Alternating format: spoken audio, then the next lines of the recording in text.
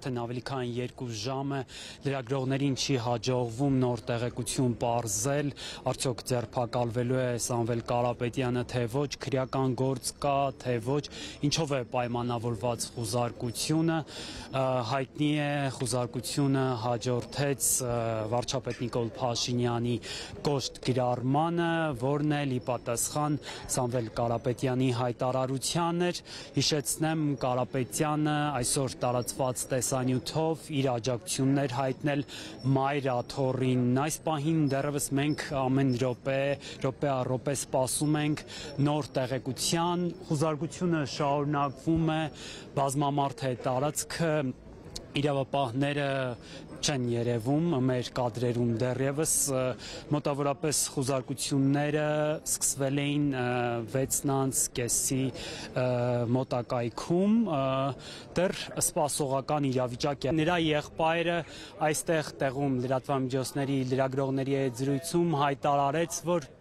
եղբայրը ձերբակալված չէ, սակայն Կարեն Կարապետյանի տեղեկություններով ձերբակալվածների թիվը 4 տասնյակից ավելի է։ Թե ովքեր են մասնավորապես Ազատությունը փորձեց պարզել նրանցից ձերբակալվածները, պնդեց, թե չգիտի։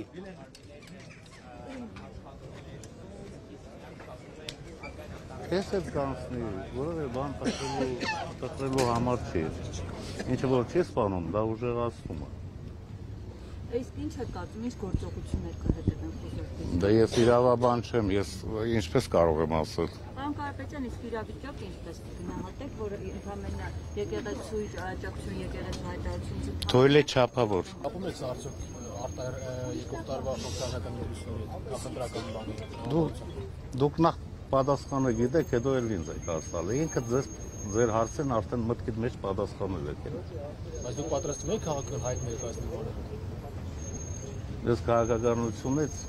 վաղուց դուրս եմ եկել, եթե նկատել եք։ Հետո կորոշեմ։ Ում։ Նոր ասեցել, լրիվ համաձայն եմ։ Այն է Սամվելը ասել է։ Ուղղակի չեմ ուզում կրկնվել։ Դա ինչ ճնշում էլ ուզում ալն է, երբ որ հիմնական հենասյունն է վտանգի տակ դրած է, էլ ինչ ճնշում։ Գան սաղից տունը մտնեն նոր հասկանանք ինչ է կատարվում։ Գալու են։ Կհիշեք խոսքս գալու է։